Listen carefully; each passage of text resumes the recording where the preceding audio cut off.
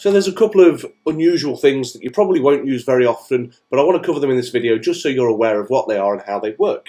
So I'm going to start by having this div here where I have a little bit of placeholder text, and I want to show you how you can make this element's content actually editable.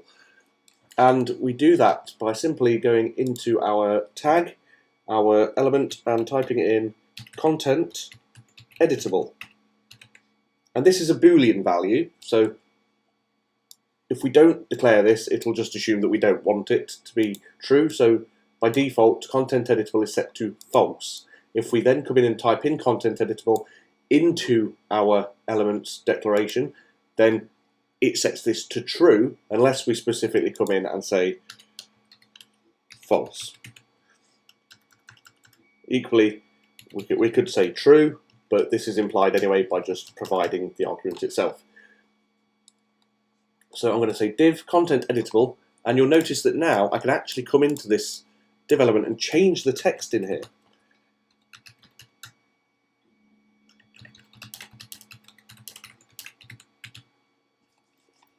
And although this seems like a very odd thing to want to do, because really if you're doing something like this, you probably usually want to do it with forms or text inputs, and we already have things for that. We already have inputs, we have input types, we have text areas, things that do this same thing.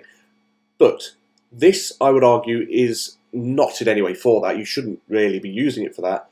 If you were going to use this, the only real reason I think that you would want to use this is if you were using a production, if you were in a, sorry, not a production, if you're in a development environment and perhaps you wanted to put a quick page together and you wanted to send it to the client and you wanted to show them it, but you said, if you wanted to play around with this certain parts of it, and there are certain bits that they could edit themselves, add in their own text and their own copy, and they can see what their page will look like, and then they can see what fits. And hopefully, that's the only real reason I think that you'd want to use it. But I'm sure if you know it's there, you could probably find more practical uses for it. But like I say, probably shouldn't use this for text inputs, etc. The second thing I want to go over in this video is I want to introduce you to the ability to resize, which again, for a similar purpose maybe, but this one could actually be practical, more in form inputs and things, but we could use it on anything. And it's the ability to resize an element. So I'm going to use the same div that I've got here, and this time I'm going to add in a resize. And before we do this, the resize property in CSS will not work on an element unless we have specified something other than visible for our overflow. And obviously overflow's default is visible, so I'm just going to come in and put overflow, and instead of visible we're going to go with overflow hidden. And now if I want to do anything, I will have to go to resize, and we can say resize both, and that will do both vertical and horizontal. And I can now resize my element, and everything wraps nicely around it.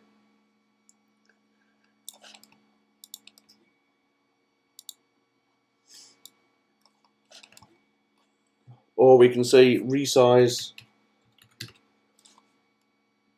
vertical, which just goes up and down on our vertical axis, or resize horizontal to just specifically resize along lengthways.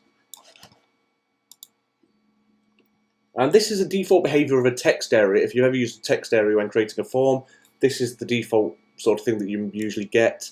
You have the ability to resize the text area because it will normally just come up as a very simple tiny shape, but you can resize it as you need to. So text area,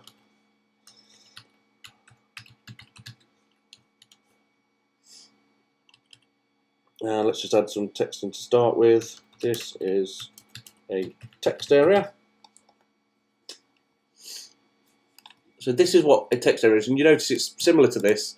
We have this resize ability, but this is on by default when you use a text area. And obviously the standard is we can also turn that off by saying resize none.